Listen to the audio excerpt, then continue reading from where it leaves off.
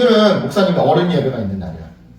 어른 예배 설교가 있는 날이어서 영상으로 설교를 우리 함께 듣도록 할게요. 예. 오늘은 2023년의 마지막 주일이에요. 2023년의 마지막 날이기도 하지요.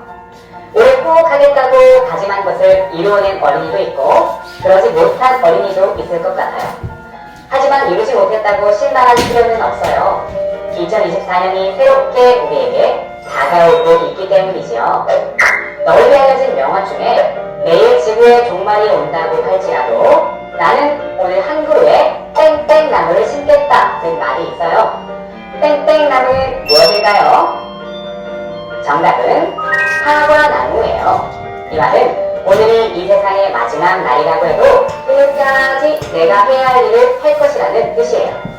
성경 속에도 이와 같은 마음으로 하나님의 말씀을 전한 사람이 있어요. 자신이 언제 죽을지 모르는 상황에서도 끝까지 포기하지 않고 복음을 전했던 사도 요한이에요. 요한이 살던 당시 이스라엘은 오랜 기간 로마의 통치를 받고 있었어요. 로마 제국의 황제였던 도미티아는 자신을 왕 이상인 신으로 섬기고 따르기를 원했어요. 그러나 예수님을 믿는 그리스도인들은 로마 황제의 형상에 절하지 않았어요. 예수님만이 유일한 하나님의 아들이시며 자신들의 왕이라고 믿었기 때문이에요. 로마 황제는 자신을 신으로 따르지 않는 그리스도인들이 매우 못마땅했어요. 그래서 예수님을 믿는 사람들을 잡아 옥에 가두고 심지어 죽이기까지 했어요. 이런 상황에도 사도 요한은 계속해서 하나님의 말씀을 전하고 예수님을 그리스도로 전파했어요. 사도 요한은 예수님과 함께했던 제자들 중 마지막까지 살아있었던 제자였어요. 그는 나이가 많은 할아버지가 되었고 몸도 많이 약해져 있었지만 예수님을 전하는 데에는 몸을 아끼지 않았어요. 이런 사도 요한은 로마 황제에게 골칫거리였어요. 그래서 황제는 요한을 멀리 사람들을 반모섬으로 쫓아냈어요.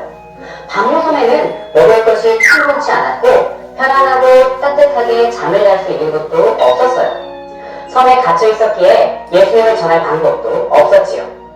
하지만 나이가 많아 언제 죽을지도 모르는 상황에서 요한은 세상의 마지막 날에 사과와 나무를 심듯 예수님을 믿는 사람들을 위해서 온 힘을 다해 편지를 썼어요. 그 편지가 요한계시록이에요. 요한은 온갖 어려움을 겪고 있는 그리스도인들이 믿음을 지킬 수 있도록 돕기 위해 이 편지를 썼어요. 예수님을 믿는 사람들이 죽음의 위협에도 굴복하지 않고 끝까지 믿음을 지켜내며 살아갈 수 있도록 하기 위해서였지요. 사도 요한이 쓴 요한계시록은 22장이나 될 정도로 그 내용이 길어요.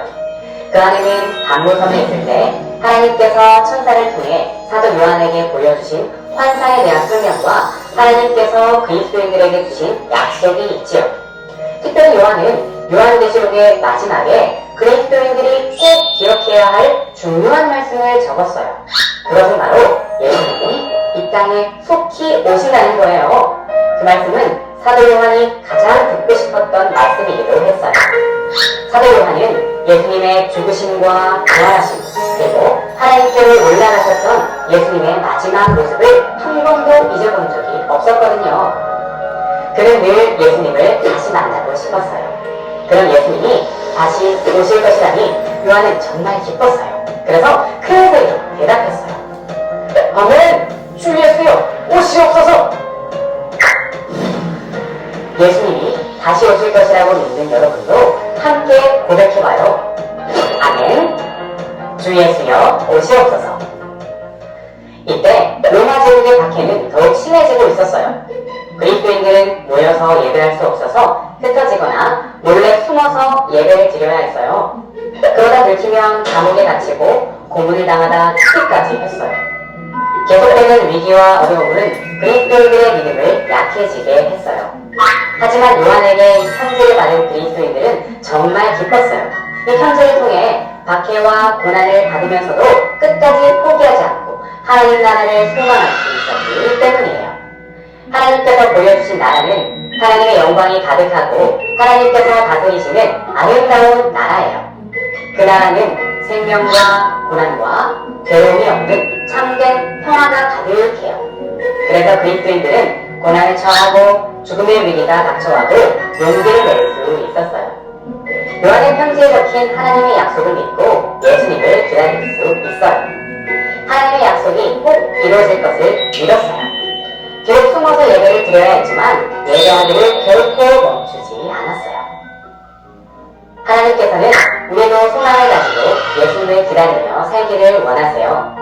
하나님 나라는 예수님이 오실 때 완벽하게 완성되는 나라이지만 하나님 나라를 소망하며 살아가는 사람들은 이 땅에서도 하나님 나라를 경험할 수 있기 때문이에요.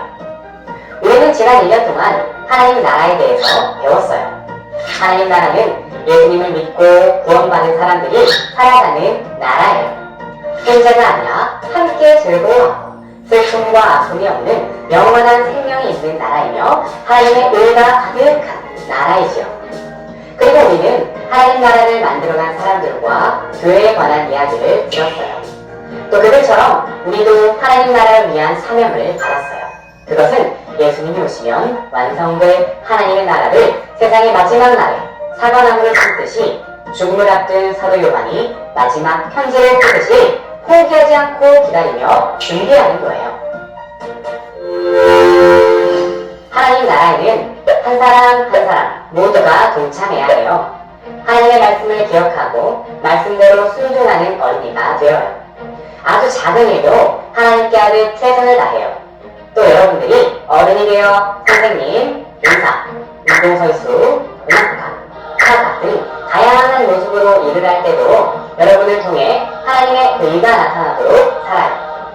정직하게 행동하고 이웃과 화목을 이루어가고 어려운 사람들을 도와줘요. 나에게 맡겨진 일을 하면서 끝까지 믿음을 포기하지 않고 예수님을 기다리면 예수님이 오시는 그날 우리는 완성된 하나님 나라를 볼 수 있어요. 그리고 무엇보다 우리가 가져야 할 것은 하나님 나라를 소망하는 마음이에요. 그 중심에는 예수님이 계시지요. 예수님의 사랑을 기억하고 품고 살아가면 나에게 어떤 어려움과 힘든 상황이 닥치더라도 믿음을 잃지 않고 살아갈 수 있어요. 그러므로 우리는 변함없이 우리와 함께 하시고 우리를 사랑하시는 예수님의 사랑을 전해야 해요.